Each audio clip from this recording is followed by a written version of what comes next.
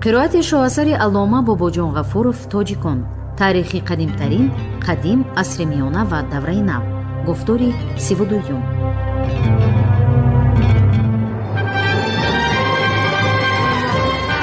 اثری تاجیکان شعله‌ای بود که به صحیفه‌های تاریک و فراموش گشته تاریخ ملت تاجیک روشنی انداخته، پدیده‌های خودشناسی و افتخار ملی را تکمیل داد.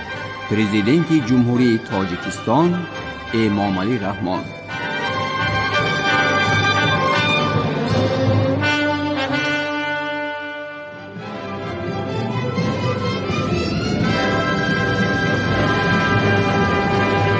پیدایش مناسبت‌های فیودالی در آسیای میانه، طایفه‌ها و خلقیت‌های آسیای میانه در عصرهای 4 و 5 میلادی.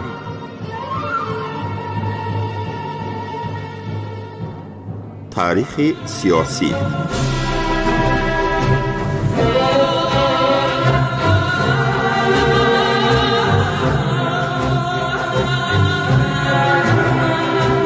دولت ساسانیان در ابتدای عصر 3 میلادی در نتیجه جنگ‌های دور و دراز پرتهلکه ضد ریمی‌ها و نزاع و خرخشه‌های داخلی دولت پارت زوال یافت.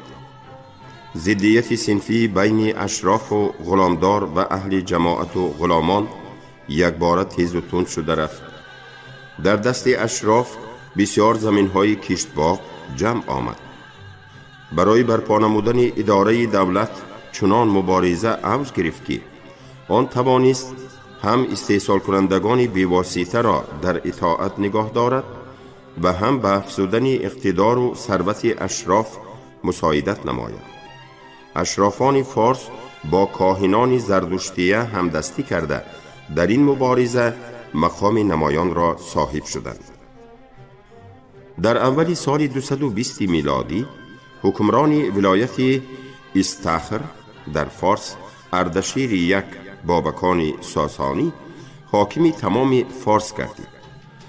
سال 224 اردشیر یک لشکری آخرین نماینده آری اشکانیان اردوان یک را تارمار نموده حاکمیت را به دست گرفت و دولتی تأسیس داد که در تمام سرزمین ایران وسعت داشت. به جای پارتها آمدن ساسانیان را تبدیل مقرری پادشاهان گفتن غلط است. آری پارتها که در زد و خوردهای ضد ریم سست گشته، در بند ضدیت‌های مرکب اجتماعی مانده، در بین غرب غلامداری و شرق جماعتی و اولادی میکنوید و انکشاف مناسبت‌های نوی جمعیتی تحریک داده نتوانست. این کار را دولت ساسانیان کرد. دولت ساسانیان زیاده از 400 سال 224 یا 226 651 وجود داشت. در عهد ساسانیان چنین جهت‌ها جالب دقت است. یکم، تقریباً از عصر 4 میلادی در دولت ساسانیان مناسبت‌های فئودالی با سرعت انکشاف می‌یابد. دوم، برخلاف قوه‌های مرکزگریز والی و حاکمان علاهیده بعضی ناحیه‌ها، مقام حاکمیت مرکزی در ایران بلند می‌شود. بنابر همین انگلس دولت ساسانیان را پادشاهی به ترتیب نامیده بود. سیوم، تأثیر کاهنان زردشتیه نهایت بلند می شود. دین زردشتی به درجه دین دولتی می رسد و به اردشیر یک چنین حکمت را نسبت می دهند: تخت پایه محراب است و محراب پایه تخت. در عهد پسر و وارث اردشیر شاه شاپور یک سالهای 242-272 ساسانیان لشکری ریمی ها را تارمار کردند. در یک محاربه یک امپراتور ریم کشته شد و در محاربه دیگر باز یک امپراتور ریم اسیر افتاد. دولت ساسانیان در عهد شاپور دو سالهای 309-379 خیلی قوت گرفته در شرق و غرب در چندین محاربه ها غالب آمد و شهرها تأسیس نمود. شاه یزدگرد یک سالهای 399 420 کوشید که به نصرانیان تکیه کرده حقوق اشراف و کاهنان زردشتی را محدود نماید. باید گفت که در دولت ساسانیان نصرانیان بسیار بودند. ترتیبات بیرحمانه دولت ساسانیان باعث اعتراض سخت خلقها، از جمله باعث اعتراض سخت خلقهای ناحیه‌های تسخیرگشته آسیای میانه و زکوکزی شد. شورش این ناحیه‌ها، تجاوز کوچمنچیان دولت ساسانیان را به لرزه می آورد و شاه و شاهزادگان ساسانی به اسیری می افتیدند یا گروی کوچمنچیان آسیای میانه می شدند و یکی از این گونه شاهان پیروز سالهای 459 484 است. در ایران نهضت اجتماعی نیز جای داشت که یکی از آنها نهضت مزدکیه می باشد و در عین آن در زیر ضربه های توانای خلق قریب بود که دولت ساسانیان واژگون شود. دولت ساسانیان در عهد خسرو یک انوشیروان سالهای 531 579 به اوج اقتدار خود رسید. خسرو یک جنگ و جدال بسیاری کرده، حتی یمن عربستان را تسخیر نمود و از غیر این چند اصلاحات حربی گذراند که آنها مناسبت‌های نوبنیاد فیودالی را مستحکم کردند و به انکشاف من بعده آن مساعدت نمودند. اصلاحات ساحه انداز، حربی و مأموری خسرو یک اهمیت کلان داشت. این اصلاحات غیر از این حاکمیت مرکزی را هم تقویت داد. شاهان ساسانی کوشیدند که واحه‌های آسیای میانه را به دولت خود همراه کنند و این کوشش آنها بر عبث نرفت. در میانه‌های عصر 5 آنها ناحیه‌های آسیای میانه را از دست می‌دهند و این جایها به دست کوچمنچیان می‌گذرد. ولی اندکی ثانی‌تر ناحیه‌های ترکمنستان جنوبی باز به تصرف ساسانیان می‌درآید. دولت ساسانیان در میانه عصر 7 میلاد از ضربه عرب‌ها سقوط یافت.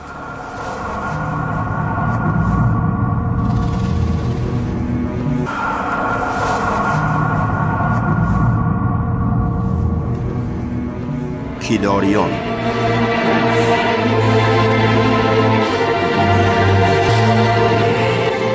مدرک اساسی راجع به کیداریان در اخبارات مأخذهای زیرین هستند. در سالنامه بیشی روایت می شود که حاکم یوجی ها از حمله جاج ها خوف برده دربار خود را به شهر بالا کوچاند. پس از این پادشاه دلاور یوجی ها سیدالا از کوههای بلند عبور کرد و به شمال هندوستان حمله ور شد و شمالتر از گنپالا 5 دولت را زیر دست آورد. بعد این سالنامه واقعه های سال 424 را نقل می کند. از دیگر روایت بیشی معلوم می شود که سیدالا به ناحیه های یوجی های صغیر حکم فرما بوده است، ولی ثانی خونها او را پیش کردند و او به غرب رفته است و حکومت را به دست پسرش داده است.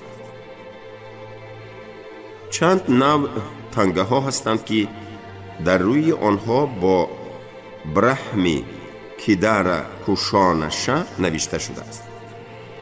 حروفات تنگه دلالت می کند که آن در کدام ناحیه جنوب در پس هندوکوش برآورده شده است و موافق معلومات نومیزماتی به دوره سالهای 390 430 نسبت دارد. بیور این تنگه ها را تحلیل نموده و خلاصه آمد که این گونه تنگه ها را پسی هم کمش 2 حاکم سکه می زدند. یناکی اثبات می کند که کیداریان تقریبا در سالهای 412 437 تخارستان و قندهار را تصرف کرده بودند. در مأخذهای غرب پریسکیپانی گفته می شود که گونهایی که آنها را کیداریان می نامند سالهای 456 و در سالهای من بعد ضد ایران ساسانی مبارزه بردند. در زیر سنه سال 456 پریسکی پانی خبر می دهد که شاه پارتی یعنی ساسانی ضد گون و کداریان می جنگید. خود همان مأخذ زیر سنه سال 464 می نویسد که حکومت ساسانیان چنین ادعای داشت: ریمیان ویزانتیا عهده دار شدند که اگر فارس ها ضد گون و کداریان نام طایفه به جنگ درآیند یاری پولی خواهند رساند، زیرا اگر دست فارس ها بالا شود برای ریمیان سود همین می شد که گون ها را کداریان را رخصت نمی شد به سرزمین ریم درآید. معلوم که سیدالای مأخذهای خطای و کدارای روی تنگه ها خودی همان یک نام است. به هر حال درباره دیگر جهت های مسئله الحال با اطمینان یگان گپی معین زده نمی شود. اگر به مأخذ خطایی باور کنیم ما هم گفته می توانیم که کداریان خویش کوشانیان و حتی یک جزء کوشانیان بودند، ولی این ادعا را دیگر مأخذها تصدیق نمی کنند. مسئله مناسبت کداریان به هندوستان رفتگی و آن کداریانی که به قول پریسک ضد ساسانیان جنگیده اند مطلقا ناروشن است. چند فرضیه ظریفانه پیشنهاد شده است. موافقی یکی از این فرضیه ها کداریان و خیانیان قریب یک طایفه اند و از بس که خیانیان به نام تابع شاه کداریان بودند بنابراین آنها را هم کداریان می نامیدند. معلوماتی هست که کداریان هنوز سال 477 از گندهر به خطای هیئت سفارت فرستادند.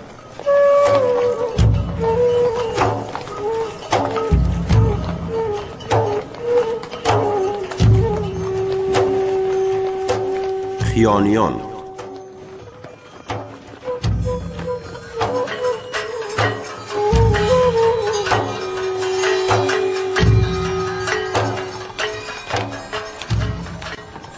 سال 346-47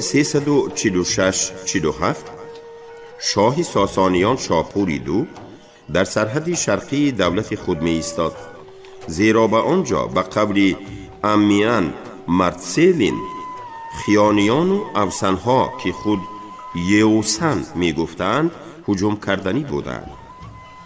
مارکوارت عقیده پیشنهاد که در کلمه یوسن یک حرف غلط رفتگی و آن را کوسن یعنی کوشان خواندن در کار. اگر این گونه اصطلاح را اعتراف کنیم بسیار محققان این را روا می شمارند، پس خیانیان با کوشانیان با کداریان هم همگون و حتی یک جایه می شوند. بعد این امیان مرتسیلین نقل می کند که به شاپور میسر شده است با خلقهای دوردست خیانیان و گیلانها معاهده بندند. سال 359 در اساس معاهده خیانیان در هیئت لشکری شاپوری دو در قریبی شهر سوریه امیده به جنگ می درآیند. سرداری لشکری خیانیان گرومبت نام مردی بوده است، تازه به تخت نشسته و سینش از میانه بالا نرفته ولی چهره پر از چین و آژنگ گشته و در سیاست ذکاوت کامل داشته و از ظفرهای بیشمار شهرت یافته. همراه وی پسرش نیز بوده است، جوانی برنا ولی در کارگاه هلاک گشته. در آخر سالهای 60 و میانه سالهای 70 شاپوری دو بار به سر کوشانیان که پایتخت آنها در بلخ بوده است لشکر کشیده است. تفصیلات این محاربه ها را مورخ ارمن فاوست بوزن به قلم داده است. بار اول شاه کوشانیان شاپوری دو شخصا خودش در سر لشکر بوده است ولی این به فارس ها مدد نکرده است. لشکری کوشانیان لشکری فارس ها را تارمار کرد. بسیار فارس ها را از دم تیغ گذراند. می نویسد مورخ ارمن. بار دویم شاپوری دو به نیت نقار لشکر کشید و ولی این دفعه هم حال فارس ها تباه شد. معلوم که در این مورد در زیر نام کوشانیان کیمچخیل دیگر یک طایفه کیداریان، خیانیان یا خود احتمال هر دوی آنها در نظر داشته شده است. در کتیبه سمدرگوپتا که در ستون الله آباد نقش یافته است، اول دیوپوترا شاخی شخنو شاخی شاکا مرونده ذکر گردید. بعد ارض اهالی سرندیب برای جزیره ها ضبط شده است و در عریضه خود مردم این جزیره ها به سمدرگوپتا اظهار اطاعت نموده و وی زنها و دختران را پیشکش می کنند و از وی یرلیق می طلبند که از روی آن به شرط اعتراف نمودن حکمرانی سمدرگوپتا مملکت خود را خودشان اداره کرده توانند. محققان این کتیبه عنوانی را که در بالا در ناخنک آورده شد هر خیل توضیح می دهند و هر یک عالم موافق صلاح دید خودش آن را به جزءها تقسیم می کند. در بین این توضیحات توضیح عالم هند بودها پرکاش به نظر درستر می نماید. با عقیده وی تمام عباره دیوپور شاخی شخنو شاخی یک اصطلاح تام بوده کدام یک از پادشاهان برجسته میانه عصرهای چهارم کوشانیان را در نظر دارد. سنه کتیبه هم به سنه این دوره موافق است. به فکر دیگر مورخ التیکر در کتیبه الله آباد که در ذکر شده است و این فکر هم جالب دقت می باشد. در این مورد در بین اخبار فوز بوزند راجع به شاه کبیر کوشانیان و عنوان کتیبه هندی که در آن از شاهنشاه اولوی سخن می رود ارتباطی پیدا می شود. ولی به دایره مأخذها داخل کردن این کتیبه هم تمام اوضاع را قابل ادراک کرده نمی تواند. مثلا معلوم نیست که مناسبت بین کیداریان و خیانیان چگونه بود.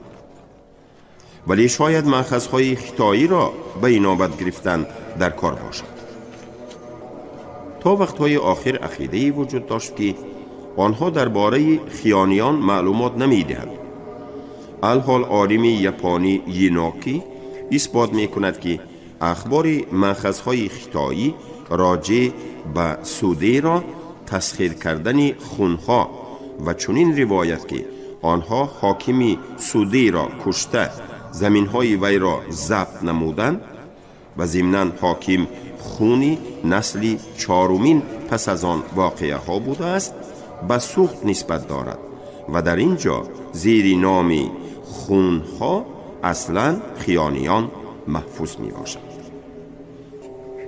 ولی تمام آن چیزی که از این اخبار گرفتن ممکن است تنها ذکر همین واقعه که سوخت را در کدام دوره خیانیان ضبط کرده بودند و تحلیل سنه ها اخبار به سال 437 داخل دارد نشان می دهد که آنها احتمال سوخت را قبل از پیدا شدن خود در جنوب آسیای میانه ضبط کردند، یعنی از سوخت گذشته رفتند.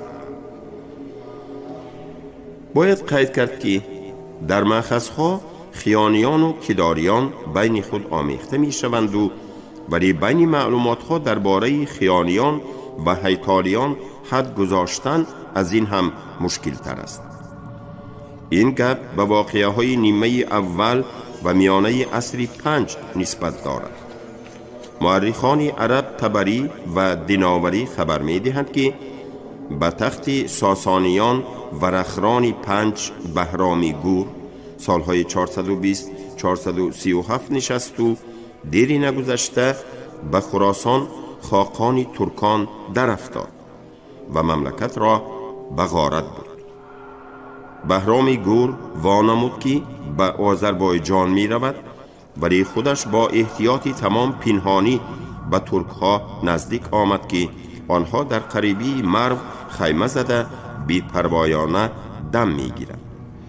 اینک سربازان بهرام گور نعره مدهیشی کشیدند و ترک ها رو به گریز نهادند.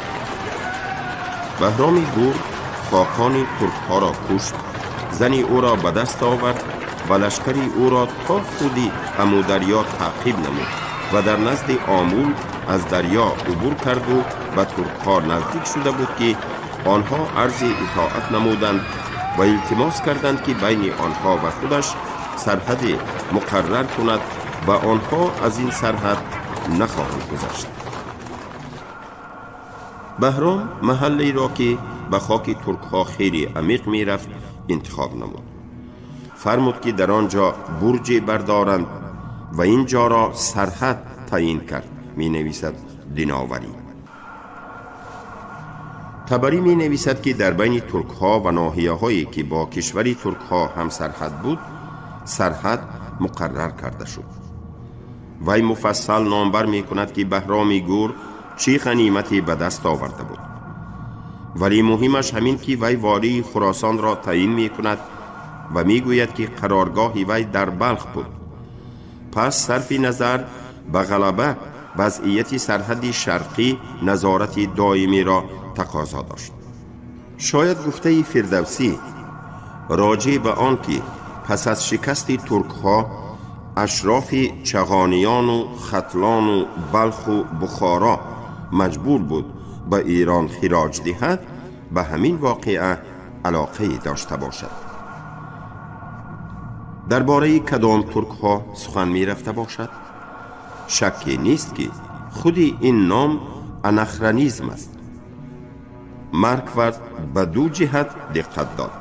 اولا در یک داستان پهلوی یادگاری زریران از رزم شاه ایران ویشتاسپ و شاه خیانیان ارجاسپ سخن می رود و ضمناً کارزار در دشت‌های ناحیه مرو بوده است. بعد غلبه ویشتاسپ به بلخ برمی گردد.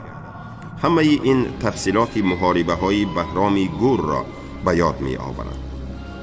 دویم ولیعهد خراسان به عنوان مرزبان کوشان یعنی سرحدبان کوشان صاحب می شود.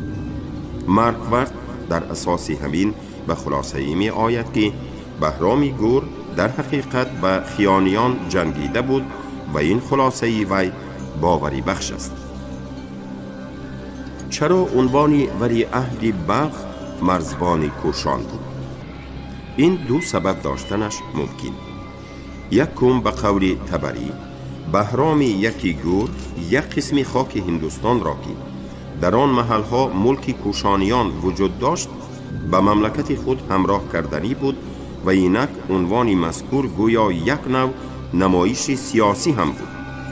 دیگر سبب همین در ایران گمان داشتند یا میدانستند که بین خیانیان نو آمده و کوشانیان از قدیم معلوم کیم چه خیل علاقه هست. سبب دویم را همین یک دلیل هم تقویت می‌دهد.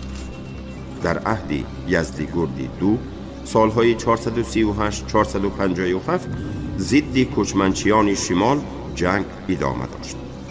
اشتراکچی و هم اصر این جنگ مورخ ارمن یگیش وردپی خبر می‌دهد که شاه ساسانیان ناگهان و کشور خیانیان تاخت که آنها را کوشانیان هم میگویند و 2 سال حرب زد ولی نتوانست آنها را به اطاعت درآورد. خلاص دو مأخذی که با هم مطلقا وابسته نیستند خیانیان را با کوشانیان علاقمند کردند. این اثبات عقیده است که خیانیان را از کوشانیان جدا کردن نشد.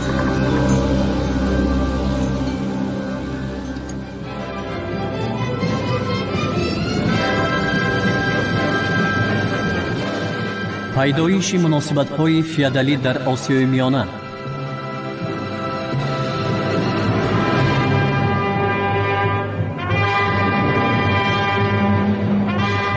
طایفه‌ها و خلقیت‌های آسیای میانه در عصرهای 4 و 5 میلادی.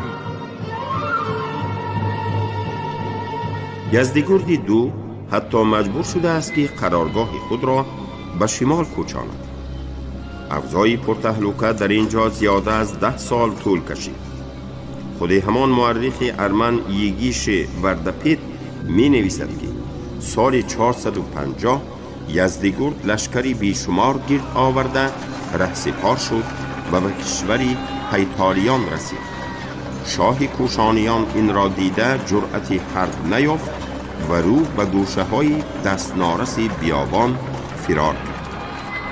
بعد این یزدگرد دو سرزمین کوشانیان را به غارت برد. بسیار شهرها، اسیران و ثروت را غنیمت گرفت. تریور در اساس عباره کشوری هیتالیان این متن خلاصه می برارد که هیتالیان در این دوره از افتکار هنوز بر کوشانیان حکم فرمان نبودند. ولی ما به این فکر تریور راضی نی. برعکس به فکر ما متن مذکور دلیل آن است که هیتالیان بر خیانیان حکم فرما شدند و تمام خاک کشور آنها از آن هیتالیان حساب می شد، ولی آنها هنوز در جنگ های ضد ایران اشتراک نمی کردند.